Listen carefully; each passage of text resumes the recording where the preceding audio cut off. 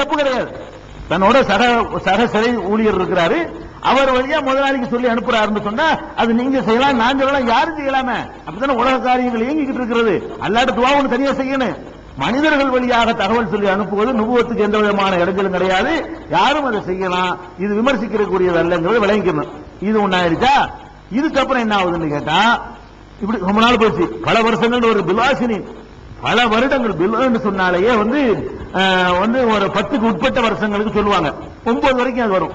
பல வருடங்கள் தங்கினாரு, சுமார் 1ல இருந்து 9 வரைக்கும் உள்ள, 3ல இருந்து 9 வருஷம், 3க்கு மேல இருக்கணும், 10க்கு உள்ள இருக்கணும். அந்த வார்த்தைக்கு தான் பில்ங்கிற வார்த்தையை யூஸ் பண்ணுவாங்க அரபில. அப்ப 3ல இருந்து 10 வருஷம் 9 வருஷம் வரைக்கும் அவர் தங்கி இருக்கிறார். 3 வருஷமோ 4 வருஷமோ 5 வருஷமோ 6 வருஷமோ 7 வருஷமோ 8 வருஷமோ அவர் சிறையில தங்கி இருந்தாரு. தங்கின உடனே இப்ப அரசர் இருக்கார்ல, அவர் ஒரு கனவு காண்றார். அவர் ஒரு கனவு, அவர் என்ன கனவு காண்றான்னு கேட்டா, 7 மாடை பாக்குறாரு கனவுல, கொளுத்து போன 7 மாடு. இன்னொரு 7 மாட்டை பாக்குறாரு, அது மெலிஞ்சு போன மாடு. கொளுத்த மாடு ஒரு 7, மெலிஞ்சு போன மாடு ஒரு 7.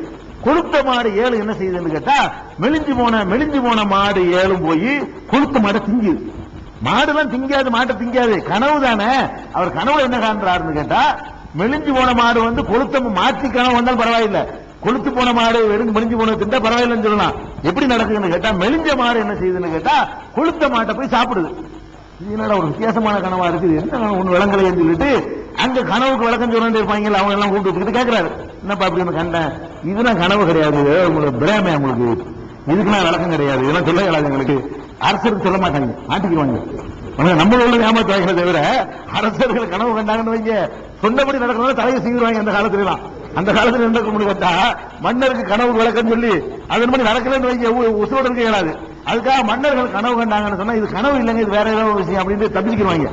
அந்த மாதிரி என்ன பண்ணிட்டாங்க, விளக்கம் உளராம நம்ம மாதிரி ஆளுக்கு வந்து சொல்லிருப்பாங்க. நம்ம மாதிரி ஆளுக்கு போய் கேட்டிருந்தோம்னா அதுக்கு இந்த விளக்கம் அந்த விளக்கம் ஆன வரைக்கும் ஆகட்டுமே, 100 பேருக்கு சொல்லுவோம், 10 பேர் படிக்கட்டுமே, அவன் 10 பேர் நம்மள்ட்ட காணிக்கை செலுத்துவான்ல, அப்படி போயிடும். அப்படின்னு அவங்க நேரம் ஒதுங்கிட்டாங்க. ஒதுங்கின உடனே அப்பதான் இந்த ஆளுக்கு ஞாபகம் வருது. யாருக்கு? அந்த விடுதலை ஆகி போனார அவருக்கு ஞாபகம் வருது. என்ன முதலாளி இந்த மாதிரி நமக்கு ஆஹா இந்த ஒரு ஆள் இருக்காரு ஜெயில, என் கூட இருந்தாரு, அந்த ஆளு கனவுக்குள்ள விளக்கம் சொல்லுவாரு, அவர் சொல்லி நானே விடுதலையான, அவர் கரெக்டாக சொல்லியிருக்காரு, என்ன அவர்கிட்ட அனுப்புங்க, நான் போய் கேட்டு வந்துடுறேன், என்னை அவர்கிட்ட அனுப்புங்க, ஜெயில அனுப்புங்க யூசுப்ட்ட, நான் போய் கேட்டு வந்துடுறேன் அப்படின்னு. அப்பதான் அவருக்கு ஞாபகமே வருது, கூட ஒருத்தர் இருந்தது போனதெல்லாம் மன்னர் கனவு கண்டு விளக்கம் கேட்ட உடனே இவர் என்ன செய்யறாரு, சரி இந்த போய் கேட்டு வா. கேட்ட உடனே என்ன செய்யறாருன்னு கேட்டா, அவர் விளக்கம் கேட்கிறார், யூசுஃபே ஐயோ சித்திகே உண்மையாளரே, நீங்க வந்து இந்த மாதிரி விளக்கம் சொல்லுங்க அப்படின்னு சொல்லிட்டு. அதே மாதிரி என்னன்னு கேட்டா, அந்த மாட்டோட சேர்த்து இன்னும் பண்றாரு, 7 பசுமையான கதிர்களும் 7 காய்ந்த கதிர்களையும் பார்க்கிறார் கனவுல. 7 மெலிஞ்ச மாடு, 7 கொளுத்த மாடு, 7 பசுமையான கதிர்கள், 7 காஞ்சி போன கதிர்கள். இதான் அவர் கண்ட கனவு. இதை வந்து விளக்கம் சொன்னோம், நீங்க விளக்கம் சொன்ன நான் போய் மக்களுக்கு சொல்றேன், விளக்கம் சொல்லுங்க அப்படின்ன உடனே இதுக்கு பெரிய கதையெல்லாம் சொல்லுவாங்க. இந்த மாதிரி கனவு வந்து நான் கண்டேன்னு ஒரு சொன்னாராம். யாரு? இந்த வேலையாள் போய் இப்படி ஒரு கனவை நான் கண்டேன் அப்படின்றாராம் யூசுப் நபிட்ட. யூசுப் நபி சொன்னாங்களா, நீங்க காணல, இந்த கனவு நீங்க காண்பிக்க முடியாது அப்படின்றாராம். இல்ல நான் தான் கண்டேன். நீ உனக்கு இந்த கனவு வராது, இதை வந்து ஒரு ராஜா தான் கண்டிருக்கணும். அப்படி இப்படிலாம் கை விட்டு அடிச்சு இதெல்லாம் கதை ஒண்ணும் கிடையாது. சொல்லுங்களா, அவர் மன்னர் கேட்டு சொன்னாரு சொல்றாரு, நான் போய் மக்கள்கிட்ட சொல்லப்ப அப்படின்னு சொல்றாரு, அரிஜு இரண்டு நாசில் அல்லவும் யாழமும், மக்கள்கிட்ட போய் நான் சொல்லணும், அவங்க தெரிஞ்சு கொள்ள வேண்டியிருக்கு, அதனால விளக்கம் சொல்லுங்க அப்படின்னு கேட்டார். கேட்ட உடனே அவங்க யூஸ் பண்ணி விளக்கம் சொல்றாங்க, ஜெயில இருந்து கொண்டே விளக்கம் சொல்லி அனுப்புறாங்க. என்ன விளக்கம் கேட்டா, 7 ஆண்டு காலம் நல்ல செழிப்பா நீங்க என்ன செய்வீங்க, விவசாயம் பண்ணுவீங்க, மழை கொட்ட அதிகமான தானியங்கள்லாம் உற்பத்தியாகும். அந்த 7 வருஷ காலமும் உற்பத்தியாகிற சேமிச்சு வச்சுக்கிறீங்க, சேமிச்சு வச்சிருப்பீங்கல்ல, அதுக்கப்புறம் ஒரு 7 வருஷம் பஞ்ச காலம் வரும். இந்த பஞ்ச காலம் அது தின்றும். 7 வருஷம் சேமிப்பு என்ன, கொளுத்த மாடுங்கிறது வந்து 7 வருஷம் செழிப்பான வருஷம், மெலிஞ்ச மாடுங்கிறது வறட்சியான வருஷம். அப்ப 7 வருஷம் செழிப்பு இருக்கும். அந்த செழிப்பு காலத்துல தானியங்களை சேர்த்து வச்சுக்கிறீங்க. மெலிஞ்ச காலம்ங்கிற வறட்சி 7 வருஷத்துக்கு மழையே இருக்காது, பஞ்சமா போயிடும். அப்ப தானியத்துக்கு நீங்க கஷ்டப்படுவீங்க. இந்த 7 வருஷம் சேர்த்து வச்சீங்களே, அது வந்து உங்களுக்கு யூஸ் ஆகும் அப்படின்னு சொல்லி சொல்றாரு. சொன்ன உடனே நீங்க இதெல்லாம் சேர்த்து அப்படி சொல்றாரு, இன்னும் சொல்றாரு, இது பெரிய சயின்ஸ், அது ஒரு சயின்ஸ். எல்லா நபிமார்கள் வரலாறு ஒரு அறிவியல் வச்சிருப்பாங்கல்ல, எல்லா நபிமார்கள் வரலாறு ஒன்னொன்னு கிடைக்கும், தேடி பார்த்தீங்கன்னா நமக்கு ஒன்னொன்னு கிடைக்குது. எந்த நபிமார்கள் வரலாறு எடுத்தாலும் அது ஒரு அறிவியல். அவர் என்ன சொல்றாருன்னு கேட்டா, நீங்க அறுவடை செய்யறீங்கல்ல அந்த கதிர்கள், அதை வந்து உதிர்த்துறாதீங்க, கதிரோடவே சேர்த்து வைங்க. அதாவது அறுக்கிறத உதிர்த்து போரடிச்சு தானியமாக்கி மூட்டையில கட்டி வச்சிடாதீங்க, அது கெட்டு போயிடும். 7 வருஷம் உங்களுக்கு இருக்கணும்னு சொன்னா நீங்க என்ன செய்யணும் அப்படி சொல்றாரு. மமா ஹசத்தும் ஃபதரூஹு ஃபீ சும்புலிஹி, எதை நீங்கள் அறுவடை செய்கிறீர்களோ கதிரோடவே சேர்த்து வைங்க. வைக்கோல் இருக்கிற வைக்கோல்ங்கிறோம்ல, அந்த வைக்கோலோடவே சேர்த்து வைக்கணும். அப்படி வச்சா இப்போ சொல்றாங்க நீண்ட நாள் பாதுகாக்க முடியும். தானியங்களை மூட்டையில அரைச்சிக்கிறதை விட அதிக நாட்கள் பாதுகாக்க முடியும். இடம் கொஞ்சம் ஜாஸ்தியா பிடிக்கும், இடம் அதிகமா பிடிக்கும். சேமிக்கிறதுக்கு குடோன் பெரிய 10-20 மடங்கு தேவைப்படும். இருக்கிற குடோனை விட 20 மடங்கு தேவைப்பட்டு போயிடும். அதுக்காக வேண்டி நம்ம தவிர்க்கிறோமே தவிர நீண்ட நாள் 7 வருஷம் பஞ்சம் தான் வரப்போகுதுன்னு கன்ஃபார்மா தெரியும் பொழுது இடம் பிரச்சனை கிடையாது. அப்ப தானியத்தோடு சேர்த்து வைப்பது கொஞ்சம் அதிக நாட்கள் கெடாம பாதுகாக்கும். 7 வருஷம் எப்படி எந்த மெஷினை போட்டு பாதுகாத்தாங்கன்னு யோசனை வருதுல. 7 வருஷ காலத்துக்கு எந்த மெடிசனை தூவி ஒரு தானியத்தை பாதுகாக்க 7 வருஷம் கோதுமை ரேஷன்ல போட்டு வாங்குவீங்களா? நீங்க 7 வருஷத்துக்கு முந்தைய அரிசி நீங்க வாங்குவீங்களா? திங்கிற மாதிரி இருக்குமா? முதல்ல அவர் சொல்ற தைரியமா நீ கதிரோட வை இருக்கும், இப்பவும் இருக்கும். இது பெரிய அறிவியல், இறை தூதருங்கிறதுனால அவர் வழியாக சொன்ன ஒரு அறிவியல். இது விஞ்ஞான அந்த விவசாய துறையில உள்ள ஆட்கள்கிட்ட கேட்டீங்கன்னா இதற்கான சான்றுகள் எவிடன்ஸ்களை உங்களுக்கு தருவாங்க. அது பேசினா டைம் போயிட்டு இருக்கும்.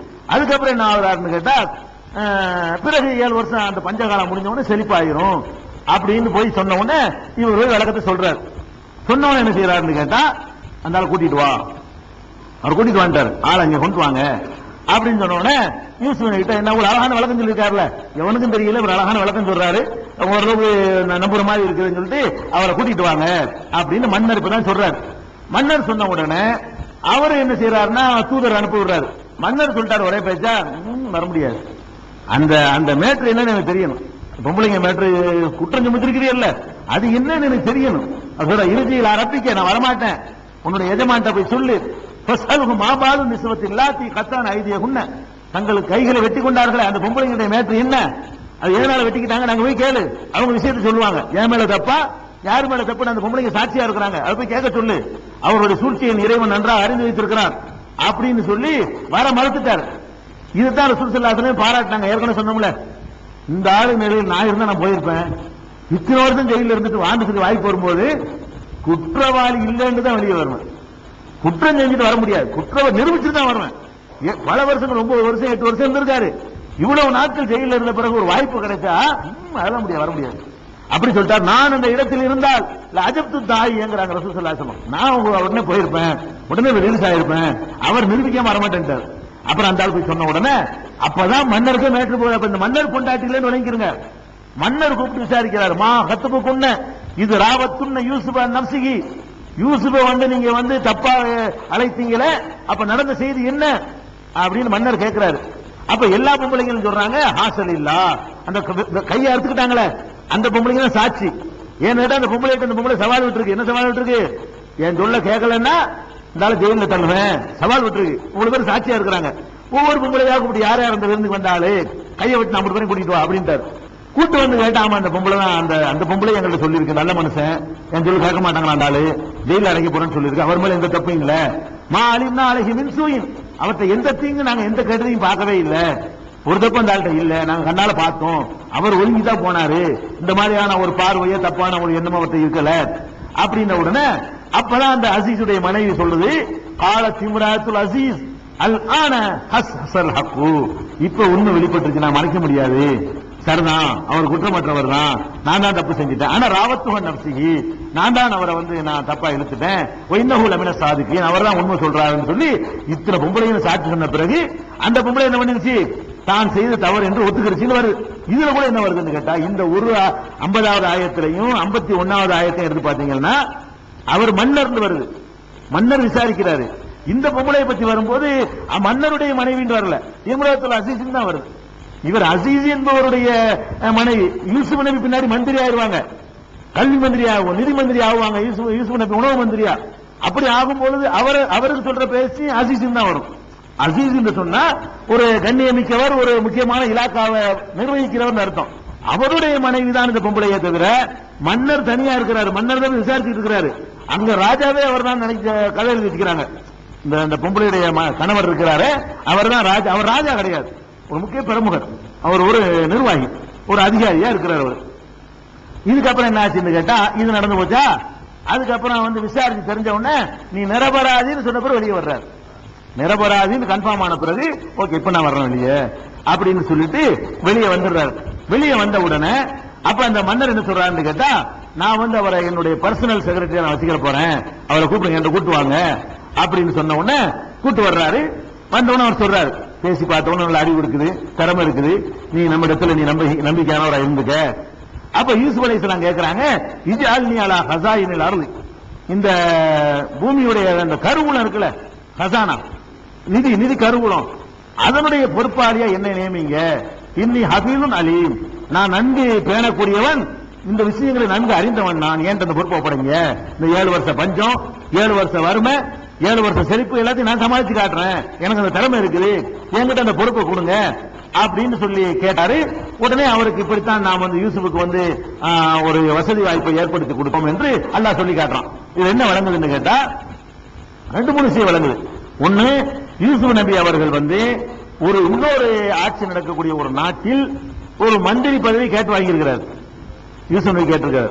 யூசுப் நபி வரலாறு எல்லாம் ஆரம்பிக்கும் போது எப்படி ஆரம்பிக்கிறான்னு கேட்டா, ஆயாத்துல் லிசாயிலின லக்கது கான ஃபீ யூசுஃப வ இஹ்வதிஹி ஆயாத்துல் லிசாயிலின், யூசுப் இடத்திலையும் அவர் சகோதரத்திலையும் கேட்கக்கூடியவர்களுக்கு ஏராளமான சான்றுகள் இருக்கின்றன என்று அல்லாஹ் சொல்லி காட்டுறான். அழகான வரலாறுன்னு சொல்றான். இந்த வரலாறுல உள்ளதெல்லாம் நமக்கும் உள்ளது, நமக்கு கடைபிடிக்க வேண்டியது. அதனால இப்ப நம்ம வந்து ஒரு முஸ்லீம் அல்லாத ஒரு நாட்டில் வாழ்றோம், இஸ்லாமிய ஆட்சி ஒன்று நடக்கல. அந்த மாதிரியான நாடுகள்ல வாழும் பொழுது அங்க உள்ள வேலை வாய்ப்பை பெறலாமா, கட்டுப்படக்கூடாது ஆமாம் அப்படின்னு சொல்லக்கூடிய ஒரு கூட்டம் இருக்கிறாங்க, மார்க்க அறிவு இல்லாம அப்படி சொல்லக்கூடியவர்கள். இங்க உள்ள எந்த பதவியும் பெறக்கூடாது, இங்க உள்ள எந்த மந்திரியாவும் ஆகக்கூடாது. நல்லா அவர் என்ன, அவர் எந்த நாட்டில் மந்திரியா இருக்காரு, அவர் மன்னர்கள் நபி, அவரு நபியா இருக்கிறவர் என்ன செய்யறாருன்னு கேட்டா, ஒரு தப்பான ஒரு தீர்ப்பளிச்சு ஜெயிலில் அடைச்ச ஒரு ஆட்சியில எனக்கு பதவி தாங்கன்னு கேட்கிறாரு. எனக்கு திறமை இருக்கு தாங்க, அவர் எந்த வேலையை ஏற்றுக்கொண்டாலும் செய்வார், அவருடைய சட்டப்படி தான் மற்ற விஷயங்கள்லாம் நடக்கும். இந்த ஒரு விஷயத்துக்கு தான் இவர் அதிகாரம் செல்லும். எந்த விஷயத்துக்கு, இந்த உணவு உற்பத்தி செய்வது, விநியோகம் பண்ற ஒரு அதிகாரத்தை அவர் கேட்கிறாரு. மீதிலாம் எப்படி நடக்கும், சட்டம் ஒழுங்கெல்லாம் எப்படி நடக்கும், அந்த மன்னருக்குன்னு சில சட்டங்கள் வச்சிருப்பாரு, அந்த சட்டப்படி தான் நடக்கும். அப்ப இந்த மாதிரியான ஒரு ஆட்சியில வந்து கேட்கிறார் பாருங்க, இஜ்அல்னி, என்னை நியமியுங்கள், அலா ஹஸாயினில் அர்தி, இந்த ஊருடைய ஹஜானாவுக்கு நிர்வாகியாக என்னை நியமியுங்கள். உடனே அவரை வந்து நியமிச்சுட்டாங்க அப்படிங்கிற விஷயத்தை வந்து 55வது வசனத்தை நீங்க பார்க்கலாம். இதே சூறாவுல 54, 55 வசனத்தை எடுத்து பாத்தீங்கன்னு சொன்னா, ஒரு பதவியை கேட்டு பெற்றிருக்கிறார். நம்ம இந்த நாட்டில் இருக்கிறோம், நமக்கு ஒரு கல்வி அமைச்சரா என்ன இருக்க சொல்றாங்கன்னா நான் விரும்ப இருக்கலாம். நீங்க நிதி மந்திரியா இருக்கீங்கன்னு தர்றாங்களா, இருக்கலாம், அதுல ஒன்றும் தப்பே கிடையாது. மார்க் அடிப்படையில் என்ன இல்ல, தப்பு கிடையாது. நீ வந்து நீ என்ன கலிபாவா, நீ ஆட்சியெல்லாம் இருக்க முடியுமா அப்படின்னு கேட்க முடியாது. அதுல கரெக்டா நடக்கணும். அதுல அல்லாஹ்வுக்கு பயந்து நேர்மையாக அதை ஊழல் பண்ணாம, நெஞ்சம் பண்ணாம, எந்த பணி சுமத்த அதுக்காண்டி சாராய கடை இலாக்கான்னு வந்து அதெல்லாம் வாங்கியிருக்காரு. மார்க்கம் தடை செய்திருக்கிற இலாக்காக்களை தவிர்த்து விட்டு, மார்க்கம் தடை செய்யாத ஏழைகளுக்கு உதவுற இலாக்கா, அந்த மாதிரி இலாக்கா, ரோடு போடுற இலாக்கா, மருத்துவ இலாக்கான்னு ஏதாவது ஒரு இலாக்கா நம்ம கையில கிடைக்குமே, ஆனால் அது மாதிரியான பொறுப்புகள் வாங்குவது மார்க்க அடிப்படையில் தப்பு கிடையாது. மார்க்கத்துக்கு தப்புங்கிற மாதிரி பிரச்சனை பண்றாங்கல்ல, மார்க்க அடிப்படையில் தப்புனா ஒரு யூசுப் நபி எப்படி அந்த தப்பை செஞ்சிருப்பாங்க, செஞ்சதை எப்படி எல்லாம் விமர்சிக்காம நமக்கு சொல்லி காட்டுவான். அவர் செஞ்சாரு, ஆனால் தப்புன்னு சொல்லி அப்படி சொல்லல. அல்லாஹ்வுடைய ரசூல் இந்த யூசுப் இந்த ஒரு விஷயத்துல யூசுப் சிலிப்பாயிட்டாரு, கொஞ்சம் ஆசைப்பட்டாருன்னு சொன்னாங்க, அப்படி சொல்லல. இது ஒண்ணாச்சு. அதுக்கப்புறம் வந்து நல்லா சிலிப்பாயிருச்சா, அந்த ஏரியா பூரா பஞ்சம் தலைவரிச்சு ஆடுது, அது சுற்று வட்டாரம்லாம் பஞ்சமா போச்சு. அப்ப யூசுப் நபியுடைய சொந்த ஊர் இருக்குத, அந்த ஊர்லயும் பஞ்சம், அங்கேயும் சாப்பாடு காணோம், அது வேற ஒரு ஆட்சி நடக்குது. அப்ப என்ன பண்றாருன்னு கேட்டா, யூசுஃபுடைய சகோதரர்கள்லாம் உணவுக்காக அலமோது வர்றாங்க, உணவுகளுக்காக என்ன செய்யறாங்க, வர்றாங்க. பிச்சை கேட்கறதுக்கு வரல, அவங்கள்ட்ட இருக்கிற பொருளை கொடுத்துட்டு வாங்கிட்டு போறதுக்கு வருவாங்க. உணவு அரசாங்கத்தில் இருக்கும், சும்மா அரசாங்கம் இலவசமாக கொடுக்கும். அரசாங்கம் என்ன பண்ணும் கேட்டா, அவங்கள்ட்ட இருக்கிற சட்டை பொட்டி தட்டு பொண்ணு என்னென்ன வச்சிருப்பாங்களோ, எத்தனை ஜாமான்கள் அந்த காலத்தில் இருக்கும்ல, பொருள் உலக்கு என்னென்ன இருக்கோ அதெல்லாம் கொண்டாந்து கொடுத்துட்டு எங்களுக்கு தானியம் கொடுங்க, எங்களுக்கு உணவு இல்லாம இருக்கு, உணவே கிடைக்காம இருக்கிறது அப்படின்னு சொல்லி என்ன செய்யறாங்க, கேட்டு வர்றாங்க. யூசுப் யார்ட்ட வர்றாங்க, அண்ணன்ட்ட வர்றாங்க, தம்பிட்ட வர்றாங்க. தம்பிட்ட வாங்கிட்டீங்க ஆக்கி விட்டான், அங்க இருந்து வர்றாங்களா. வந்த உடனே யூசுப் அலைஹிஸ்ஸலாம் அவர்கள் அவர்களை விளங்கி கொண்டார்கள், அறிந்து கொண்டார்கள். அவர்களுக்கு இவரை அறிய முடியல. ஏன் அறிய முடியலன்னா, 11 செட்டா வரும் பொழுது, அது பெரிய ஆட்களா வந்த பிறகு அதிக மாற்றம் நமக்கு வராது. குழந்தையா இருந்தவர் வந்து ஒரு 20 வருஷம் பிறகு மாற்றம் ஆயிட்டா நம்ம கண்டுபிடிக்க இயலாது. 25 வயசுல நீங்க பார்த்தவரை வந்து இன்னொரு 25 வருஷம் கழிச்சு பார்த்தா கண்டுபிடிச்சிடலாம். ஏன்னா 25 வயசுக்கு மேல பெருசா மாறுதல் வராது. முடிநரைக்கு அந்த மாதிரி சுருக்கங்கள் ஏற்படுமே தவிர முக அமைப்பு வெட்டுகள் எல்லாம் பெரிய மாற்றங்கள்லாம் வராது. அதனால இவர் அண்ணனை கண்டுபிடிச்சிடலாம். இந்த ஒரு சின்ன பையனா போனவர்ல இந்த முகத்தை வச்சுட்டு அவங்களால என்ன செய்ய முடியல, கண்டுபிடிக்க முடியல. ரெண்டாவது வந்து இப்படி ராஜாவாக இருக்க போறாரு, இவர் மந்திரியாக இருக்க போறாரு, நம்ம கருத்துல போட்டோம் எந்த அடிமச்சந்திர வித்து எங்க இறக்குறானோ இப்படி அப்படின்னு நினைச்சிட்டாங்க. இப்படி வழியான ஒரு வாய்ப்பு அவருக்கு கிடைக்கும் என்பதெல்லாம் கற்பனை செய்யாத காரணத்தினால அவங்க சந்திக்கிறாங்க. அவரு நல்லா பாத்துக்கிட்டாரு. அப்ப என்ன செய்யறாங்கன்னு கேட்டா வந்துட்டாங்க. வந்தோன்னு என்ன பண்றாருன்னு கேட்டா அவங்க பிறப்புட தயாராகும் பொழுது இவர் சொல்றாரு, விசாரிக்கிறார், இவ்வளவுதான் நீங்க வேற ஆளுக்கு இருக்கிறீங்களா, உங்க குடும்பத்தில் அவ்வளவு நம்பர் தானே, வேற ஆளுக்கு இருக்குதா, இல்ல இன்னொரு பையன் ஒருத்தர் இருக்கிறான், இவருடைய சகோதரன், இவருடைய தாய் வழி சகோதரர் இருக்காங்கல்ல, அது சொல்லி காட்டுறாங்க. அப்படின்னா அவனையும் அடுத்த பேரை கூட்டிட்டு வந்தா நிம்மதி தரமா, நீங்க மட்டும் வந்தா தரமாட்டேன், உங்க வீட்டுல எல்லா மெம்பரும் வரணும்.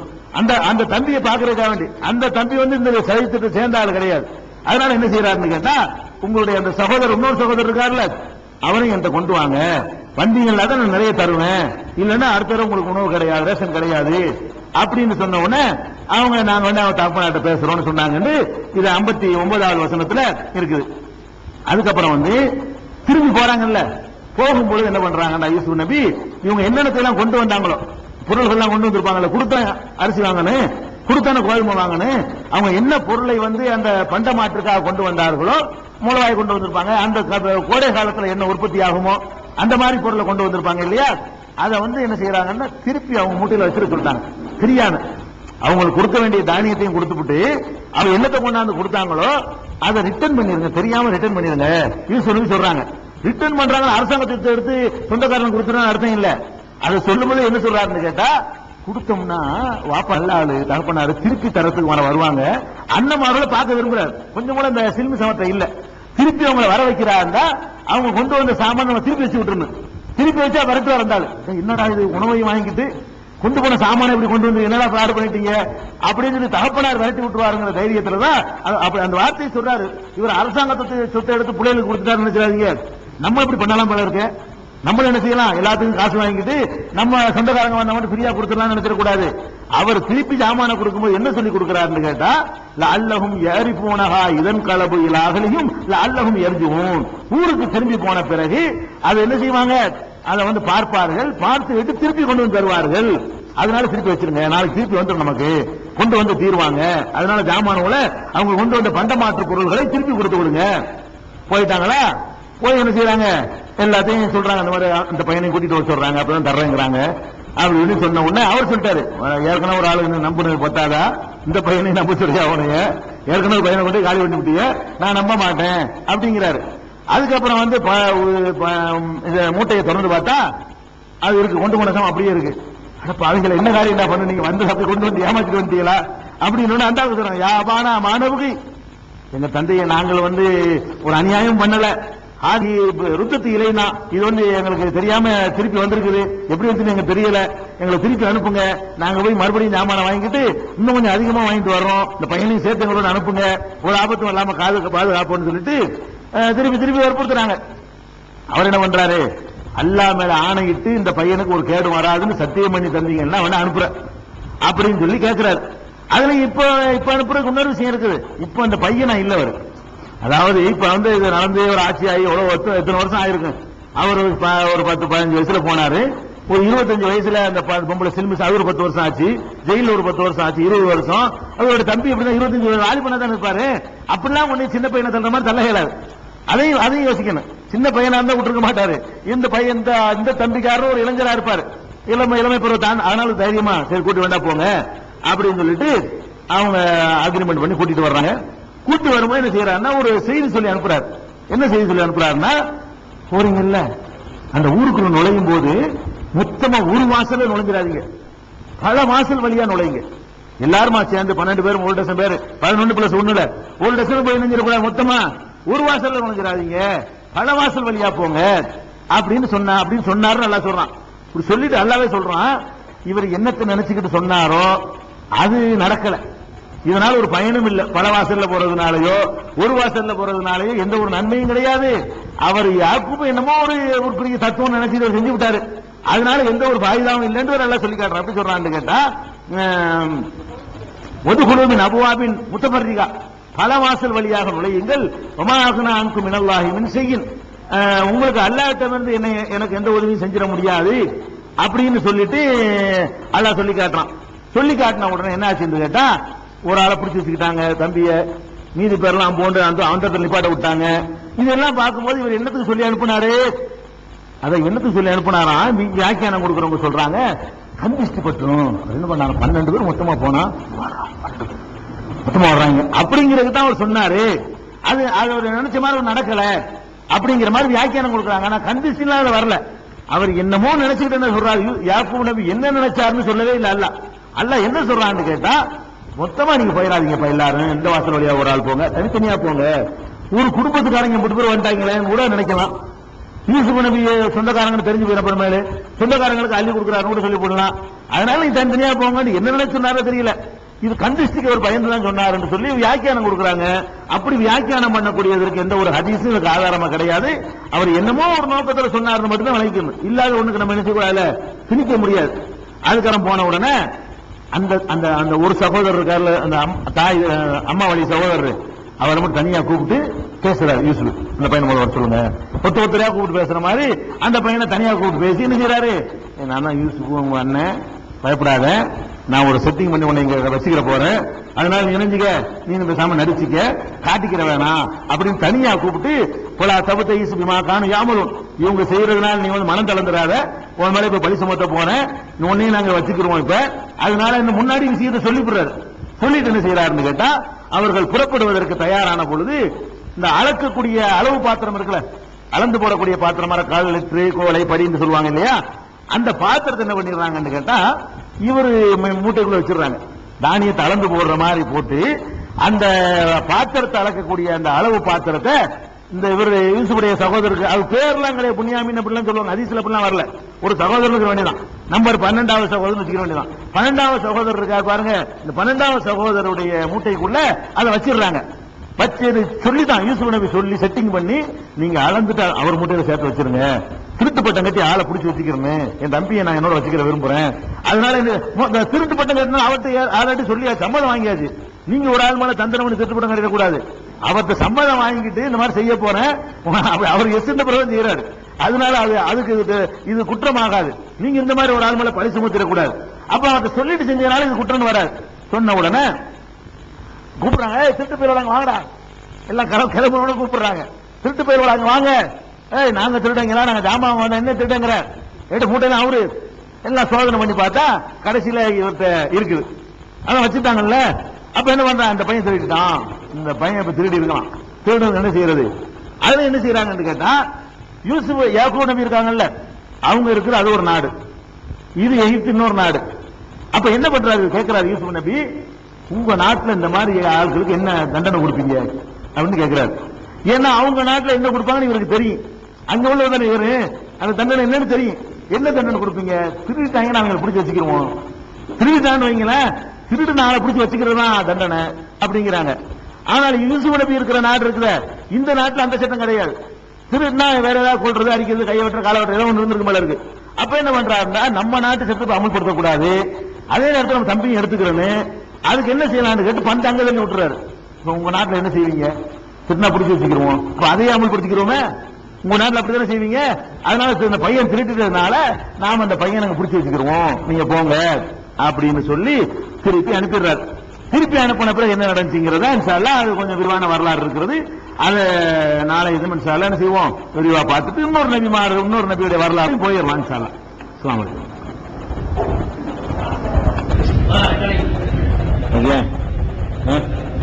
السلام عليكم ورحمة الله وبركاته.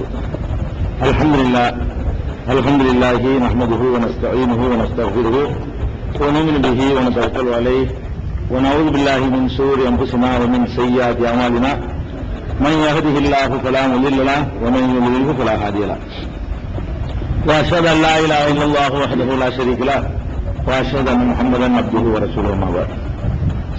கண்ணியத்திற்குரிய இல்லாமல்ல அல்லாஹ் ஜல்ல ஷானஹு தஆலாவின் நல்லடியார்களே, அல்லாஹ்வுடைய பேரருளால் இந்த புனிதமிக்க ரமலான் மாதத்தில் நபிமார்களுடைய வரலாறு என்ற தொடர் நிகழ்ச்சியில சில நபிமார்களுடைய வரலாறை இதுவரை நாம் அறிந்திருக்கிறோம்.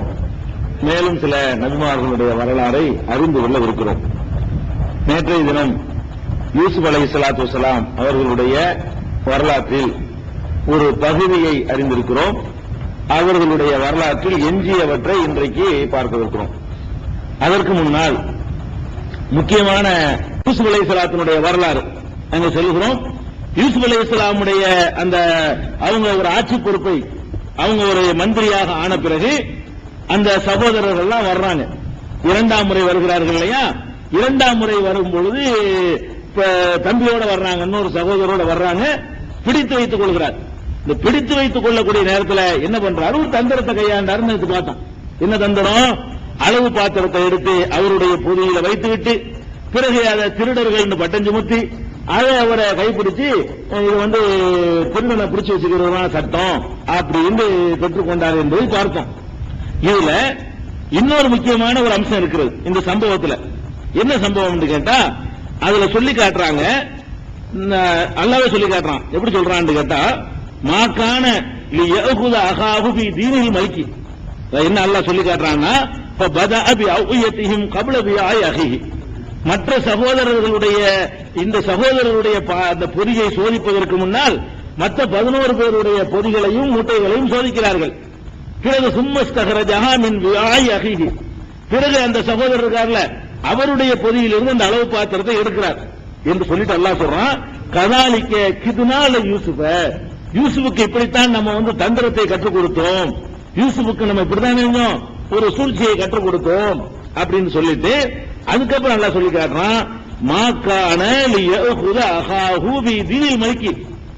இந்த மன்னருடைய சட்டப்படி, யூசுப் அலைஹிஸ்ஸலாம் மன்னர் கிடையாது, அவங்களுக்கு மேல ஒரு மன்னர் இருக்கிறாங்க. யூசுப் அலைஹிஸ்ஸலாம் ஒரு மந்திரி தான். அந்த மன்னருடைய சட்டப்படி இந்த திருடனை திருட்டு குற்றவாளியை பிடித்து வைத்துக் கொள்ள முடியாதவராக அவர் இருந்தார். அந்த நாட்டில் அப்படி சட்டம் இல்லையா? யூசுப் அலைஹிஸ்ஸலாம் எந்த நாட்டில் மந்திரியா இருக்கிறாங்களோ அந்த நாட்டில் ஒருவர் திருடி விட்டார் என்பதற்காக அவரையே பிடித்து வைத்துக் கொள்ளுதல் என்பது கிடையாது. அதுக்கு தான் யூசுப் அலைஹிஸ்ஸலாம் என்ன பண்றாங்க என்று கேட்டா தன் சகோதரரை தக்க வைத்துக் கொள்வதற்காக தன்னுடைய தகப்பனாருடைய சட்டம் இருக்கு, யாக்கூப் நபி சட்டம். சகோதரர்கள்ட்ட கேட்கிறாங்கன்னா யாக்கூப் நபியுடைய சட்டம், தன்னுடைய தகப்பனாருடைய பகுதியில் என்ன சட்டம் இருக்கிறதோ அந்த சட்டத்தில் என்ன செய்யணும் அவங்கள்ட்ட கேட்கிறாரு. அவங்க வாயில வாக்குமூலத்தை வாங்கிக்கிட்டு அப்படியே பிடிச்சு வச்சுக்கிறதுனால உங்க சட்டம் இருக்குது, உங்க சட்டத்தை உங்களுக்கு நான் அமல்படுத்தினேன் அப்படின்னு சொல்லி அந்த தம்பியை பிடிச்சு வச்சுக்கிட்டாரு. இதுல நமக்கு என்ன வழங்குதுன்னு கேட்டா இந்த தம்பியை தவிர மற்றவர்கள் விஷயத்துல எந்த சட்டத்தை அவர் அமல்படுத்தினாரு? தன் சகோதரரை பிடித்து வைத்துக் கொள்வதற்காகத்தான் அந்த சட்டத்தின்படி பிடிச்சு வச்சுக்கிட்டார். மற்ற குற்றங்கள் நடக்கும் பொழுது யாருடைய சட்டத்தின் கீழ் அவர் அமல்படுத்தி இருப்பாரு? அந்த மன்னருடைய சட்டப்படி தான். அது வகி அடிப்படையாக கொண்ட சட்டம் கிடையாது, அது இறையாட்சி ஒண்ணு நடக்கிற ஆட்சியும் கிடையாது. அப்ப அந்த மன்னருடைய சட்டப்படி இந்த சகோதரருக்கு பிடித்துக் கொள்ள முடியாது, வேற சட்டம். ஆனா நம்ம தந்திரத்தை உண்டாக்கி அவங்க பக்கமே பால தள்ளி விட்டு அவங்க பக்கமே நீங்களே முடிவு சொல்லுங்க சொல்லி பிடிச்சு வச்சுக்கிட்டார். அப்ப மற்ற சந்தர்ப்பங்கள்ல எல்லாம் அந்த மன்னர் என்ன சட்டத்தை வகுத்து வைத்திருக்கிறாரோ அதன் அடிப்படையில் அதை செயல்படுத்தக்கூடியவராக கூட யூசுப் அலைஹிஸ்ஸலாம் இருந்திருக்கிறார்கள் என்று பார்க்கிறோம். என்ன இதுல விளங்குது கேட்டா உடனே இஸ்லாமிய ராஜ்யத்தை உண்டாக போறோம், ஆட்சியை உண்டாக போறாங்க பாருங்க. இந்த மாதிரி நான் கட்டுப்பட்டு நடக்கக்கூடாது, மார்க்கத்துக்கு விரோதமாக இருந்ததை கட்டுப்படக்கூடாது. எல்லாரும் கல்லாம் சாராயம் குடிக்கணும்னு உத்தரவு போடுறான், போடான்னு அது யாரு போட்டாலும் கட்டுப்பட மாட்டோம். எல்லாரும் விசாரம் பண்ணணும் உத்தரவு போடுறான், அதை நம்ம என்ன செய்ய மாட்டோம், ஏத்துக்கிற மாட்டோம். நமக்கு மார்க்கத்துக்கு எதிராக இல்லாத விஷயங்களை ஒரு அரசு உத்தரவு போடுமையானால் அதை ஏற்றுக்கொள்ளலாம். யூசுப் நபி ஏற்றுக்கொண்டிருக்கிறார். நீ என்ன சாதாரண ஆளு? யூசுப் நபி அல்லாஹ்வுடைய வஹியை பெற்றவர். யூசுப் நபி என்ன செஞ்சிருக்கார்? நபி ஸல்லல்லாஹு அலைஹி வஸல்லம் ஒரு மனிதர்களிலேயே சிறந்தவர்னு சொல்லும்போது இவரை தான் சொல்றாங்க. நபி ஸல்லல்லாஹு அலைஹி வஸல்லம் சொல்றாங்கன்னு கேட்டா ஒருவர் இல்ல, இப்ராஹிம் நபியுடைய சிறப்பு அது ஒரு டைப்பு. இவருடைய சிறப்பு அப்படின்னு கேட்டா இந்த பாரம்பரியத்தின் அடிப்படையில் ஒரு ஆளுக்கு சிறப்பு வர்றதா இருந்தா இவருக்கு தான் அந்த சிறப்பு வரும். ஏன்னு கேட்டா இவரை பொறுத்த வரைக்கும் எப்படி வருதுன்னு கேட்டா இவரு நபி, இவருடைய தகப்பனார் யாக்கூப் அவரு நபி, அவருடைய தகப்பனார் இஸ்ஹாக் அவரு நபி, அவருடைய தகப்பனார் இப்ராஹிம், வரிசையா 4 நபி. இவர் தான் சிறந்த ஒரு மனிதர். பாரம்பரியத்தின் அடிப்படையில் ஒருவருக்கு உயர்வு இருக்குதுன்னு சொன்னா அது யூசுப் நபிக்கு தான் இருக்குது என்று பெருமானார் ஸல்லல்லாஹு அலைஹி வஸல்லம் பாராட்டி சொல்லியிருக்கிறாங்களே. நபிமார்களுடைய 4வது நபியை தலைமுறையா இறை தூதரா வரக்கூடிய ஒருவர் என்ன செய்யறாருன்னு கேட்டா இன்னொரு ஆட்சிக்கு கட்டுப்பட்டு நடக்கிறார். நபியா இருக்கிறாரு, இன்னொரு ஆட்சி கட்டுப்பட்டு நடக்கிறார் என்பது நம்ம என்ன செய்யறோம் பார்க்கிறோம்.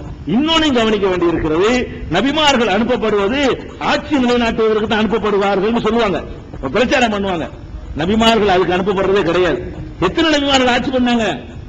அல்லாஹ் அனுப்பின நபிமார்கள் எத்தனை பேருக்கு ஆட்சி? எல்லாம் ஆடி ஓத வெட்டு குத்து ஊரை விட்டு விரட்டுறது இதான் நடந்துச்சே தவிர எந்த நபிமார்கள் ஆட்சி பண்ணாங்க? ஒரு சுலைமான் நபி, ஒரு தாவூத் நபி, ஒரு மூசா நபின்னு சில நபிமார்கள் ஆட்சி பண்ணாங்க என்று வருவதை தவிர எத்தனை நபிமார்கள் அரிச்ச கொண்டு விட்டாங்க, வெட்டியை கொண்டு விட்டாங்க. நபிமார்கள் வர்றது கொள்கையை சொல்றது வருவாங்க. சில பேருக்கு ஆட்சியும் கிடைக்கும், சில பேருக்கு கிடைக்காமலும் போயிடும். கிடைச்சா அவங்க இஸ்லாம் அல்லாஹ் சொல்ற சட்டத்தை அமல்படுத்துவாங்க. கிடைக்கலையா அதுவே லட்சியம் ஆக்கி போடுறாங்க. என்ன சொல்லுவாங்க? ஆட்சி அமைக்கணும், இந்த நாளைக்கு இஸ்லாமிய ஆட்சி உண்டாக்கி ஆகணும் அப்படின்னு உங்களுக்கு எந்த குர்ஆன் வசனம் சொல்லுது? இஸ்லாமிய ஆட்சியை உண்டாக்கணும் நீங்க சொல்லப்பட்டிருக்கா? நீங்க தௌஹீதை சொல்லணும். தௌஹீதை சொல்லும் பொழுது மக்கள் வந்தார்களே, ஆனால் தௌஹீதை ஏற்றுக்கொண்ட மக்கள் வரும்பொழுது தன்னால ஒரு இஸ்லாமிய அரசு தன்னால உண்டாகும். அந்த வாய்ப்பு கிடைக்கும். மக்கள் ஏற்றுக்கொண்டார்களே, ஆனால் ஏற்றுக்கொள்ளனா வராது. நாளைக்கு நீ குற்றவாளி இல்ல, நீ வேறு செஞ்சுட்டு போகணும். அப்ப ஆட்சியை உண்டாக்குறதுக்கு தான் இவங்க வந்தாங்கன்னு சொன்னா, யூசுப் நபி ஒரு நபியா இருக்கிற ஒருத்தர் நபி இல்லாதவருடைய ஆட்சியை ஏத்துக்கிட்டு உனக்கு நான் மந்திரியா இருக்கு, நீ மன்னரா இருக்கு, நான் உனக்கு இருக்கிறேன் அப்படி சொல்லலாமா? அதுதான் இஸ்லாமிய லட்சியமா இருந்தா ஒரு நபி போய் ஒரு நபி இல்லாத ஒரு ஆளை ஆட்சி தலைவரா ஏத்துக்கிற முடியுமா? மன்னரா ஏத்துக்கிற முடியுமா? அவருக்கு பதவி வகிக்க முடியுமா? அப்ப யூசுப் நபி அவசர அழகான வரலாறுங்கிறான். உங்களுக்கு படிப்பினை இருக்குங்கிற ஆயாத்துல் சாயிலி கேள்வி கேட்கக்கூடியவர்களுக்கு அதுல படிப்பினை இருக்குன்னு எல்லாம் சொல்லி காட்டினான். சூறாவுடைய ஆரம்பத்தில் அப்படி வருது. யூசுஃபுடைய வரலாறில் கேள்வி கேட்கக்கூடியவர்களுக்கு படிப்பினைகள் அத்தாட்சிகள் உள்ளன அப்படின்னு சொல்றான். அப்ப யூசுப் நபியுடைய வரலாறுல இருந்து நம்ம என்ன பாரா ஆட்சி அதிகாரத்துக்கு ஒரு ஆதாரம் காட்டுவதாக இருந்தால் யூசுப் நபியை தான் காட்ட இயலும். அவர் தான் ஆட்சியில் இருக்கிறாரு, அவர் தானே நிர்வாகம் பண்றாரு. அந்த மாதிரி விரிவா சொல்லப்படக்கூடியவர் அவர் எப்படி நடந்து கொண்டிருக்கிறாரு? இன்னொரு ஆட்சிக்கு கட்டுப்பாடு நடந்திருக்கிறாருன்னு பாக்குறோம். இவங்களா விளங்காம போட்டு என்ன செய்யறது? இதுதான் நோக்கங்கிற மாதிரி ஆக்கி தௌஹீத் ஆக்கி ஆட்சி உண்டாக்கணும்னு என்ன தெரியுமா? நம்ம ஆட்சி உண்டாக்குறோம்னா மக்களை பகைச்சுக்கிற கூடாது. நீ சிறுக்கு பண்ற சிறுக்கு பண்ணிக்க, நீ பிதேத் பண்ற பிதேத் பண்ணிக்க, நீ கூட நம்பிக்கை நீ அதை பார்த்துக்க, நம்ம எல்லாம் ஒன்னா போய் ஆட்சி பிடிக்க போறோம், கொள்கையெல்லாம் போயிடும். இந்த மாதிரி பேச ஆரம்பித்தார்களே, ஆனால் தௌஹீத் போகும், பிதேத் வரும், எல்லாத்தையும் அனுசரிக்கணும்ல. அதான் உங்க லட்சியம் ஆயிருச்சுன்னா, இப்ப நம்மளே இப்ப அரசு தமிழ்நாடு முஸ்லீம் முன்னேற்ற கழகம் வச்சிருக்காங்க. அரசியல் கட்சி ஆரம்பிச்சு என்ன ஆவாங்க?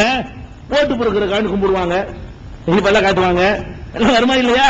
அது இல்லாத வரைக்கும் ஒழுங்கா போயிட்டு இருக்குமா இல்லையா? அது மாதிரி அந்த மாதிரி வந்து ஓட்டு பொறுக்கிறதுக்கு கூட்டு வந்துருங்க. ஆட்சியை பிடிக்கிறாங்க என்ன வரும்? அதை நம்ம கண்ணால பாக்குறோம். அதுதான் லட்சியம் ஆகிரும் பொழுது அவங்களுடைய கொள்கை கோட்பாடு எல்லாம் ரெண்டாம் பட்சமா போயிடும். இன்னும் பெரியதான் அப்புறமேல வரும். நம்மளாம் முஸ்லீம் உண்ணாவணும், நீ என்ன வேணாலும் கபரை வேணாலும் கும்பிட்டு போ, நீ என்ன வேணாலும் பண்ணி, தாயத்தை வேணாலும் போட்டுக்க, தட்டு வேணாலும் எழுதி குடிச்சுக்க, என்ன விதத்தை வேணாலும் பண்ணிக்க, நம்மளாம் ஆட்சி பிடிக்கணும். பிடிச்சி எந்த மாதிரி ஆட்சி நடத்துவீங்க? அப்புறம் பிடிச்சிருவீங்க. பிடிச்சிட்டு என்ன சட்டத்தில் ஆட்சி நடத்த போறீங்க? கபர் வணங்கி சட்டத்திலையா, மதகுடைய சட்டத்திலையா, குரான்? அப்புறம் அங்க சண்டை வருமே, அங்க இருக்கு ஆட்சி பிடிச்சிட்டீங்கன்னா நீ என்ன மாதிரி அந்த ஆட்சி நடத்துவ? இப்பவே பேசிக்கல மக்களை ஒரு கொள்கை அடிப்படையில் ஒன்று திரட்டாம நீ போய் ஆட்சியை பிடிச்சா ஆட்சியாளர் தந்துட்டான்னு வச்சுக்கிடுவோம். மக்களை கொள்கை அளவுல ஒன்று திரட்டாம நீ போய் ஆட்சியாளர் தந்துட்டான்னு சொன்னா அந்த ஆட்சி எப்படி நடக்கும்? குரான் படியா அப்ப ஓடிக்க, ஹதீஸ் படியா ஓடி போயிருவானே. அப்ப என்ன மாதிரி நடக்கும்? அந்த மாதிரி நம்மளுக்கு போதை ஏற்றி என்ன செய்றாங்க? கெடுக்கிறாங்க, லட்சியத்தை திசை திருப்புறாங்க. நம்முடைய ஒரே இலக்கு தௌஹீத். முஸ்லிம் அல்லாத மக்களுக்கு ஏகத்துவ கொள்கையை சொல்லணும், முஸ்லிம் மக்களுக்கும் சொல்லணும். எல்லா சமுதாயத்தில் உள்ள தீமைகளை எதிர்த்து போராடணும், நல்ல விஷயங்கள் எல்லாம் சொல்லிக் கொண்டிருக்கணும். அல்லாஹ் ஆட்சியை தந்தா ஏத்துக்கிறோம், இல்லைன்னா போய்கிட்டு இருப்போம். தந்தா ஏத்துக்கிற வேண்டியது, தரலன்னா போய்கிட்டே இருக்க வேண்டியதுதான். இதுதான் நம்முடைய லட்சியம் என்பதற்கு யூசுப் அலைஹிஸ்ஸலாமுடைய அந்த வரலாறு. பதவியை கேட்டு வாங்கினார் இல்லையா முதல்ல, அது ஒரு ஆதாரமா இருக்கிறது. அவருடைய சட்டத்தை அமல்படுத்தக்கூடிய இடத்துல ஒரு உட்கார்ந்து இருக்காரு பாருங்க, அது ஒரு ஆதாரமா இருக்கிறது. இது யூசுப் சூராவுல வந்து இது எங்க பார்க்கலாம்? வசன நம்பரு இது வந்து யூசுஃபுடைய இது வந்து 76வது வசனத்துல இருக்குது. இதுக்கு அப்புறம் என்ன ஆச்சுன்னா, கெஞ்சுறாங்க, பிடிச்சி வச்சுக்கிட்டவங்க, நாங்க அநியாயமா இருக்கு, பெரிய தகப்பனார் ஒரு வயசான ஆளு, இந்த ஆள் மேல பைத்தியமா இருக்கிறாரு, நீங்க வேண்டாம் எங்கள்ல வேற ஒரு ஆளை பிடிச்சி வச்சுக்கிட்டாலும் விட்டுருங்க. பிராய்ச்சிட்டு தர்றாங்க. இந்த பிள்ளைய கொண்டு முதல்ல கணக்கு சொன்னதுக்கு பதிலா இப்ப என்ன பண்றாங்கன்னு கேட்டா, இந்த தம்பி இவனையும் விட்டுட்டு போனது அவர்கிட்ட போய் நுழைய வாப்பாட்ட போக முடியாது, அத்தாட்ட ஒண்ணு முடியாது. அதுக்காக என்ன பண்றாங்க? மன்னரே மந்திரியே நீங்க வந்து கொஞ்சம் சலுகை காட்டுங்க, நீங்க ஒரு ஆள் வேணும்னு சொன்னா நீங்க வேற ஒரு ஆள் வேண்டாம் நாங்க தர்றோம். இந்த பொருளில பொருள் கிடைச்சதான காரணம். அவருக்கு பதிலா இன்னொரு ஆள் வேணா பிடிச்சி வச்சுக்கிறீங்க, 11 பேர் நாங்க ரெடியா இருக்கிறோம், ஒரு ஆள் உங்களுக்கு விரும்பினால பிடிச்சி வச்சுக்கிறீங்க, அந்த பையனை மட்டும் விட்டுருங்க, நாங்க அவர் தகப்பனாட்ட உறுதிமொழியோட வந்திருக்கிறோம், வயசான மனுஷன் தாங்க மாட்டார் அவரு அப்படின்லாம் கெஞ்சி பாக்குறாங்க. அவரு லாஜிக்கு சூப்பரா பேசி என்ன பண்றாரு?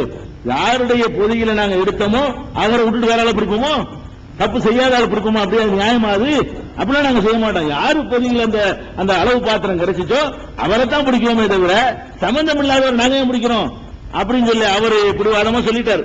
சொன்ன உடனே என்ன ஆச்சுன்னு சொன்னா, அதுக்கப்புறம் திரும்பி போறாங்க.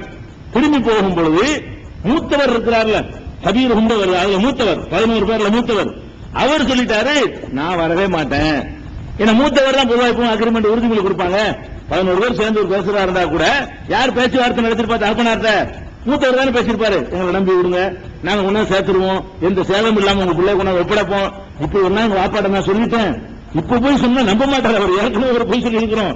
இப்ப போய் நம்ம சொன்னோம்னா இந்த பையனை என்னவோ பண்ணிவிட்டோம், இந்த தம்பி என்னவோ பண்ணிட்டோம்னு அவர் நினைக்குவார், நம்பவே மாட்டார் அவரு. அதனால நான் வரவே மாட்டேன், நீங்க 10 பேர் மட்டும் போங்க, நான் இங்கேயே தான் இருப்பேன். ஏற்கனவே நம்ம அநியாயம் பண்ணியிருக்கிறோம், அதனால அல்லாஹ் எனக்கு ஒரு தீர்ப்பு அளிக்கிற வரைக்கும் நான் இந்த ஊர்ல சுத்திக்கிட்டு இருக்க போறேன் அப்படின்னு அவர் கடைசி மாட்டேன்ட்டார். இந்த 10 பேர் மட்டும் என்ன செய்யறாங்க, திரும்பி போறாங்க. போய் என்ன செய்யறது, போய் சொல்ல சொல்றாரு, நீங்க விஷயம் நடந்த விஷயம் பொய்யா சொல்ல போறோம், முதல்ல போய் சொல்லிவிட்டோம், இது உள்ளே சொல்லுங்க. ஏன்னா இவங்களை பொறுத்த வரைக்கும் உள்ளது என்ன, திருடன் தானே. யூசுப் நபிக்கு அவருக்கும் தான் திருடன் இல்லைன்னு தெரியுமே தவிர செட்டிங்னு இந்த 10 பேர் 11 பேர் பார்வையில யாரு, இந்த பையன் திருடிவிட்டான், தம்பி காரணி தான் திருடிவிட்டான் என்பது அவங்களுக்கு தெரிஞ்ச உண்மை. அதான் உண்மையில அவங்க நினைக்குவாங்க. அப்ப நடந்த உண்மை போய் ஆப்பாட்ட சொல்லுங்க, அத்தாட்ட சொல்லுங்க, உங்க மகன் திருடிவிட்டான், நாங்க தெரிஞ்சதான் உள்ளதான் சொல்றோம், எங்களுக்கு மறைவானதான் தெரியாது, திருந கண்ணால அங்க பார்த்தோம், பையில எடுத்தாங்க, அதனால பிடிச்சி வச்சுக்கிட்டாங்க. உங்களுக்கு சந்தேகமா இருந்தா அந்த ஊர்ல ஆள் அனுப்பினாலும் விசாரிங்க நடந்துச்சா இல்லையாண்டு. ஊரு பூரா தெரிஞ்ச விஷயமா போச்சு, இது இந்த மாதிரி வந்தாங்களா 11 வந்தாங்களா தம்பி அதை திரும்பி விட்டாங்கன்னு எல்லாருக்கும் தெரியும், ஊர்ல விசாரிங்க என்றெல்லாம் போய் நீங்க போய் சொல்லுங்கன்னு சொல்லி இவரு அனுப்பி வச்சுட்டாரு. மூத்தவர் மட்டும் இருந்துகிட்டு 10 பேர் அனுப்பிடுறாரு. அங்க போய் சொன்ன என்ன பண்ணிட்டாருன்னு கேட்டா அதே யூசுப் அவர் நம்ப மாட்டேங்கிறாரு. முதல்ல நம்பல, இது நெசத்தை சொல்லும்போது நம்ப மாட்டேங்கிறாரு. யாக்கூப் அலைஹிஸ்ஸலாம் நினைச்சாங்க, இல்ல பல் சவாலத்துக்கு அன்புசுக்கும், நீங்க என்னமோ பண்ணிட்டீங்க, நபிமார்களுக்கு மறைவானது தெரியலன்னு பாத்தீங்களா. அவர் யாக்கூப் நபி நம்பி இருக்கணுமா இல்லையா? ஏன்னா அதான் நடந்தது, இவங்க ஒண்ணும் செய்யலையா. முதல்ல தான் இவங்க தப்பு பண்ணாங்க, இப்ப உள்ளது யூசுப் நபி தான் தப்பு பண்ணிருக்காரு தவிர, தந்திரம் பண்ணிருக்காரு தவிர இந்த 11 பேர் ஒண்ணுமே பண்ணல, இவங்க எந்த தப்பு பண்ணல. ஆனா தகப்பனா இருக்காரு பெரிய நபி என்ன பண்றாருன்னு கேட்டா, இல்ல நீங்க என்னமோ பண்ணிட்டீங்க, உங்க மனசுல என்னமோ கெட்ட எண்ணம் இந்த பையனை காலி பண்ணிவிட்டீங்க, நீங்க என்னமோ செஞ்சு விட்டீங்கன்னு அவர் சொல்றாரு. அப்ப தன்னுடைய மகன் இன்றைய நிலை என்ன என்பதை கூட அவரால் அறிந்து கொள்ள முடியவில்லை, மறைவானது தெரியும் ஆழம் பண்றாங்க இவ்வளவு பெரிய நபிக்கு. அப்புறம் சொல்றாரு, நீங்க என்னதான் செஞ்சிருந்தாலும் சரி எல்லாத்தையும் அல்லாஹ் என்கிட்ட ஒண்ணு சேர்ப்பான், உயிரோட இருக்கிறாங்க நம்ம மனசுல தோணுவதற்கு அந்த யூசுப் நபி சேர்த்து அவரையும் இவரையும் சேர்த்து அல்லாஹ் என்கிட்ட ஒப்படைப்பான், அவனுக்கு எல்லாம் தெரியும் அப்படின்னு சொல்லி அப்புறம் என்ன ஆகுதுன்னு கேட்டா, யூசுப்புக்காக வேண்டி அழுது அவரு கண்ணீர் வடிக்கிறார். கண்கள்லாம் வெளுத்துருச்சான், அப்படியே ஹதீஸ்ல வருது, குர்ஆன்ல வருது, ஐநாகும் அவருடைய கண்கள் எல்லாம் வெளுத்து பூத்து விட்டன, எப்ப பார்த்தாலும் அழுதுகிட்டே இருக்கிறார். அப்ப பல வருட காலங்கள் எத்தனை வருஷம் கணக்கு பண்ணி பாருங்க. அவர் சின்ன பிள்ளையில போன ஒரு 15 வயசு 12 வயசுல போன ஒரு ஆளு, அப்புறம் பருவம் அடைஞ்சி அதுக்கப்புறம் ஜெயில ஒரு 10 வருஷம் இருந்து, அப்புறமேல அவர் ஒரு ஆட்சி ஒரு 7 வருஷம், இந்த பஞ்சகாலம் அது ஒரு 7 வருஷம் எல்லாம் பாத்தீங்கன்னா அது ஒரு 20 வருஷத்துக்கு மேல ஆகுது. 20 வருஷத்துக்கு மேல ஒரு குழந்தைய புரிஞ்சு என்ன செய்யறாரு, 20 வருஷம் நம்பர் இல்ல, அப்படி கணக்கு பண்ணி கூட்டி பாத்தீங்கன்னா அவரேஜ் 20 தாண்டும். அப்ப 20 ஆண்டுகளாக தன்னுடைய பிள்ளையை நினைச்சு அழுது கொண்டே இருக்கிறார். இதுல ஒரு விஷயம் என்ன நம்ம விளங்கணும் கேட்டா, ஒரு நபி தன்னுடைய பிள்ளை எங்க இருக்குது என்பதை கண்டுபிடிக்க முடியாமல் அழுது புலம்புறாரு, எங்கே இருப்பார் நினைக்கிறாரு தவிர வகி அல்ல அப்படி சொல்லிக் கொடுக்கலாம்ல, ஏன் கவலைப்படுற, ராஜாவா இருக்காரு முகம் தெரியுமா உனக்கு அப்படின்னு நல்லா சொல்லலாம்ல ஒரு வார்த்தை. அப்புறம் அழுவாரா, ராஜாவா இருக்கான்னு சொல்லிவிட்டா தன்னோட இல்லைங்கிறது அழுவ மாட்டாரு, என் பிள்ளை நல்லா இருக்கா, ராஜா மன்னரா இருக்கா, மந்திரியா இருக்காரு என் மகன் அப்படின்னு சந்தோஷப்பட்டு போயிருவாரு. இப்படி ஒரு காட்சியை பார்க்கிறோம். பெத்த மகனை ஒரு நபிக்கு எங்க இருக்காரா இல்லையா, எங்க இருக்கிறாரு கண்டுபிடிக்கவே இல்லை. இவங்க என்ன பண்றாங்க, ஒரு பிள்ளைய காணா போன உடனே இலையில வெத்திலையில எழுதி மை போட்டு பாத்துறாங்க. அந்த ஆடு காணாம இந்த அங்க மேஞ்சுக்கிட்டு நிக்குது, உங்க பிள்ளைய காணாம பம்பாயில அந்த பிச்சை எடுத்துட்டு இருக்கிறான், இலையில உங்களுக்கு தெரியல வெத்திலையில. இப்படி நம்மளை ஏமாத்துறாங்களே, அப்படி ஒண்ணு இருந்தாக்கி யாக்கும் நம்பிக்கை தெரிஞ்சிருக்க மாட்டாது. இப்படி ஒரு மார்க்கத்தில் இருக்கும்னு சொன்னா மை போட்டு பாக்குறது, இலை போட்டு பாக்குறது, மிளகு திரிய கொளுத்தி வச்சுட்டு பாருமாங்க, ஒண்ணும் தெரியாது நமக்கு, நல்ல பாருமாங்க ஒண்ணும் தெரியாது. அப்ப அவனுக்கு தெரியும், அவன் சொல்லுவான், இல்ல தெரியுது நல்லா பாரு, இந்த பாரு கும்பகோணம் தெரியுதா, கும்பகோணம் பஸ் ஸ்டாண்ட் தெரியுதா, அங்க ஒரு வீடு தெரியுதா, வாசல்ல உட்காந்துருக்கான் பாத்தியா, உன் பையன் அங்க நிற்கிறான் போ. இவங்க போய் இல்லன்னு வருவாங்க, நீ போறதுக்கு 8 மணி நேரம் ஆட்சியில் அதுக்குள்ள எங்கடா போயிருப்பான், நான் பார்க்கும்போது அங்கதான் இருந்தான் அப்படின்னு தப்பிச்சுக்கலாம்ல. கும்பகோணம் சொல்லு, ஏன் அடுத்த தெருவு சொல்லி பார்ப்போம், அடுத்த தெருவு சொல்ல மாட்டாங்க, அடுத்த தெருவில் அஞ்சாம் பண்ணிடுவாங்க. அதுக்காக காணா போன ஆட்கள் எங்க கிடைக்குவாங்கன்னு கேட்டா ஒரு 9 மணி நேரத்துக்கு அதிகமான பயணம் இருக்கணும். அவ்வளவு தூரத்துல காணா போன ஆட்கள் இலையில தெரியும். அப்ப இப்படி ஏமாத்துறாங்கல்ல, அப்ப அப்படி ஒரு மார்க்கத்தில் இருந்தா இது அல்லாஹ் விட்டுருப்பானுங்க? யாக்கூப் நபிக்கு பெத்த மகன், நீ வேற யாருக்கெல்லாம் நீ மந்திரம் போட்டு சொல்றியே, பெத்த மகன் எங்க இருக்கான்னு தெரியலையே. அல்லாஹ் உன்ன சேப்பான்னு சொன்னாரே தவிர, அழுது அவர் கண்ணீர் விட்டாரே தவிர அதெல்லாம் கண்டுபிடிக்க இயலாது. அப்படி ஒரு ஆற்றல் எல்லாம் கொடுக்கல. நபியா இருந்தால் அல்லாஹ் வேண்ட வஹீயை அறிவிச்சு கொடுக்கலாம், அது கூட கொடுக்கல. நபி இல்லாதவரா இருந்தா அதுக்கு வாய்ப்பு கிடையாது. காணா போன ஆட்டை கண்டுபிடிக்க இயலாது, காணா போன பொருளை கண்டுபிடிக்க இயலாது, காணா போன பையனை கண்டுபிடிக்க இயலாது. அது போலீஸ்ல கம்ப்ளைண்ட் பண்ணி எப்படி தேடணும் அப்படி தேடி கண்டுபிடிக்க முடியுமே தவிர மந்திரத்தில் கண்டுபிடிக்க முடியாது. கண்டுபிடிக்கலாம், எப்படி கம்ப்ளைண்ட் கொடுத்து நாயை கொண்டு வந்து ஒரு நாய் வேண்டா கண்டுபிடிக்கும், மோப்பம் முடிஞ்சு செய்யும், ஓரளவு கண்டுபிடிக்குமே தவிர மந்திரவாதியாக கண்டுபிடிக்க முடியாது என்ற ஒரு பாடத்தையும் யூசுப் அலைஹிஸ்ஸலாமுடைய வரலாறு இருந்து நம்ம என்ன செய்யணும், அறிந்து கொள்ளணும். 20 ஆண்டுகள், ஒரு நாள் 2 நாள் இல்ல, 20 ஆண்டுகளுக்கு மேல அழுவ வச்சுட்டான். அல்ல எதுக்கு அழுவ வைக்கிறான்? நான் தான் எல்லாம் காட்ட நினைக்கிறான், வேற ஒண்ணும் கிடையாது.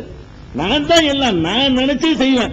நீ மனுஷன் தான், நீ நபியா இருக்கலாம், நபிக்கு மகனா இருக்கலாம், நபிக்கு பேரனா இருக்கலாம், நீ நபியா இருக்கலாம், அதெல்லாம் கிடையாது. நான் தான், நீதான், நான் தான் கரெக்டானா இல்லையா?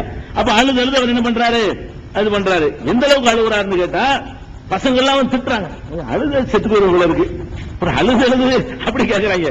அதாவது நீ அத்த யூசுப் நினைச்சியே அவ தக்குன ஹாலிக்கும் அழகா நாசமா போயிருவ இருக்க, இப்படி அழுகுறது செத்து போயிருவ இருக்கு, இந்த மாதிரி அழுகுறியான்னு சொல்ற அளவுக்கு அவங்க இருக்கிறாங்க. அவர் என்ன சொல்றாருன்னா, இன்னமா அஷ்கு பஸ்தி ஹுஸ்னி இல்லல்லா, நான் என்னுடைய கவலையையும் என்னுடைய துக்கத்தையும் அல்லாட்டில முறை உனக்கு நடாங்கிறார். அவர் ஒன்றை அவன் சொன்ன, நான் என்னுடைய கவலையை என்னுடைய துக்கத்தை என்னை படைச்ச இறைவன்ட்ட முறையிட்டு அழுது கொண்டிருக்கிறேன், உண்டவன் அழுகுனா நான் என் இறைவன்ட்ட அழுகுறேன் போங்களான்னு சொல்லிட்டாரு. அப்படின்னு சொல்லி அல்லாவிடம் இருந்து நீங்கள் அறியாது நான் அறிகிறேன், எங்கேயோ ஒரு வந்து சேர்வாங்கிற மாதிரி ஒரு மெசேஜ் எல்லாம் கொடுத்துட்டோம் இருக்கு. அது ஒண்ணுதான் அவர் சொல்றாரு, அதிகபட்சமா எங்க இருக்காரு தெரியல. அதுக்கப்புறம் என்ன பண்றாருன்னு கேட்டா, மறுபடியும் போங்க பரட்டுறாரு, போய் யூசுஃபையும் அவன் சகோதரையும் தேடி பாருங்க. யூசுஃபை நீங்க என்ன பண்ணிட்டீங்கல்ல, அதனால யூசுஃபையும் தேவத்தை ஹஸ்ஸஸுமின் யூசுஃப வஹீஹி, யூசுஃபையும் அவருடைய சகோதரரையும் பற்றி நன்கு தீர விசாரித்து தேடுங்கள். வலா தைஅஸு மின் ரௌஹில்லா, அல்லாஹ்வுடைய அருளில் நம்பிக்கை இழக்காதீங்க. எங்கேயோ கணத்துல போட்டு எத்தனை வருஷம் ஆச்சு எப்படி கிடைக்கும்னு நினைக்காதீங்க. அல்லாஹ்வுடைய அருளில் நம்பிக்கை இழக்க வேண்டாம். காபிர்கள் தான், நிராகரிப்பவர்கள் தான் அல்லாஹ்வுடைய அருளில் நம்பிக்கை இழப்பார்கள். இன்னஹு லா யயஸு மின் ரௌஹில்லாஹி இலல் கௌமுல் காபிரூன், நிராகரிப்பவர்கள் தான் அருள்ல நம்பிக்கை இழப்பாங்க. நம்ம எல்லாம் மூமின்கள், நம்பிக்கை உள்ளவர்கள், நம்பிக்கை இழக்காம தேடி பாருங்க, அல்லாஹ் ஒரு வழியை காட்டுவான் அப்படின்னு சொல்லிட்டு மறுபடியும் அனுப்பி விடுறார், திருப்பி அனுப்புறாரு. மறுபடியும் இந்த ஆளுக்கு அதே ஊருக்கு வர்றாங்க. இந்த 10 பேர், ஒரு ஆள் தான் இருந்துட்டாரு, 10 பேர் திருப்பி ஒரு என்ன செய்யறாங்க, 3வது டைமா வர்றாங்க எகிப்துக்கு. அங்க வந்து என்ன செய்யறாங்க, மந்திரியே எங்களுக்கு பெரிய கஷ்டமா இருக்குது, நாங்க ரொம்ப வறுமையில ஆடுறோம், ரொம்ப சிரமப்பட்டுக்கிட்டு இருக்கிறோம், அதனால எங்களுக்கு இன்னும் கொஞ்சம் ஏதாவது கொடுங்க, தர்மமா தாங்க, இல்லாதவர்களுக்கு வந்து ஃப்ரீயா கொடுக்கிற ஒரு மரபு இருக்கும், அதனால அவர் கேட்கிறாங்க. அப்படின்னு சொன்ன உடனே அப்பதான் யூசுப் அலைஹிஸ்ஸலாம் கேட்கிறாங்க, ஏப்பா நீங்க யூசுஃபுக்கும் அவரை என்ன பண்ணுனீங்கன்னு உங்களுக்கு யாரும் தெரியுமா அப்படின்னு தெரிஞ்சு கேட்கிறாரு. அப்பதான் என்ன செய்யறாங்க, ஆஹா இந்த ஆள் தான் யூசுஃபா இருப்பார் போல இருக்க. சகோதரர்கள் வந்து மறுபடியும் உணவு கேட்டு வந்த உடனே 3ஆம் தடவையாக அவர் கேட்கிறார், ஹல் அலிம்து மா ஃபஅல்தும் யூசுஃப் அஹி, யூசுஃபை என்ன பண்ணுனீங்க, அவருடைய சகோதரரை என்ன பண்ணுனீங்க, எப்படி நடத்திக்கிட்டீங்க, அதெல்லாம் உங்களுக்கு தெரியுமா?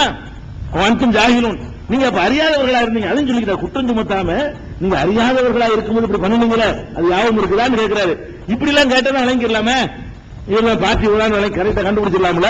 அப்ப உடனே அந்த ஆளுக்கு 10 பேரும் சொல்றாங்க, இன்னக்க அந்த யூசுஃப், நீ தான் யூசுஃபோ, யூசுஃப் நீ தான் மந்திரியா உட்கார்ந்துருக்கியா இப்ப அப்படின்ற உடனே அவர் என்ன பண்ணிட்டாரு, ஆனா யூசுஃப் நான் தான்ப்பா யூசுஃப் உடனே ஒத்துக்கிட்டாரு.